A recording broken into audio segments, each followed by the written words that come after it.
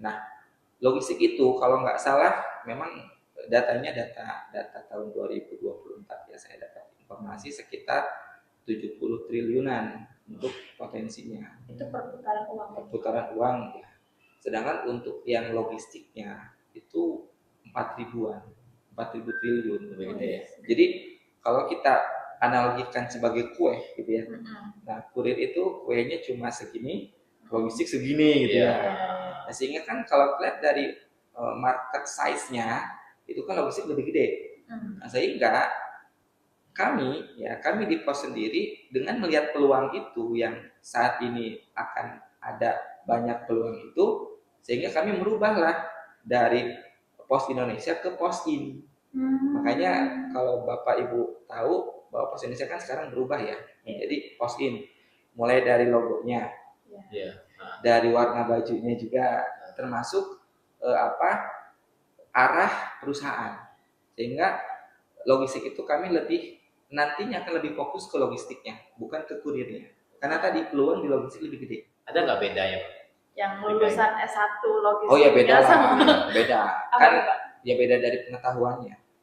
Biasanya kalau untuk SMA mungkin ya, saya tidak mendiskreditkan ya, tapi biasanya kan dari pengalaman juga dan dari ilmu ya. Iya.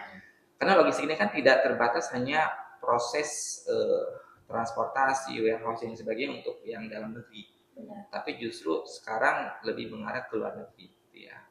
Dan ya salah satu cara kita melihat kualitas dia itu ya biasanya sih dari sertifikasi. Nah, itu. Yang kedua memang dari pendidikan otomatis.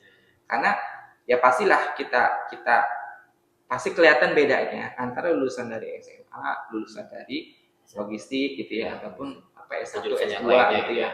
Karena kan ya dari pengetahuan, dari pengalaman itu kan pasti berpengaruh juga terhadap produktivitas dia. Jadi kalau lulusan logistik ini bisa kerja di BUMN juga ya Pak? Oh bisa. Tapi memang kalau untuk logistik ya pasti mereka mengarahnya ke BUMN yang kaitannya sama logistik. Karena kan kalau ke perbankan ya nggak nyambung lah mungkin ya, kecuali di bagian logistiknya gitu kan. Biar ilmu yang kita dapat itu bisa diterapkan. Ya kan begitu ya. Jadi ilmu yang kita dapetin kan biar bisa kita terapkan lah pada saat kita bekerja. Logistik itu sebetulnya kan kaitannya dengan supply chain management ya. Artinya kan lebih luas lagi.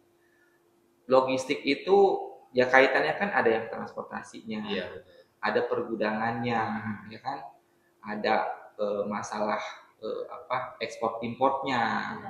Justru sekarang menurut saya yang peluangnya lebih tinggi itu ekspor impor.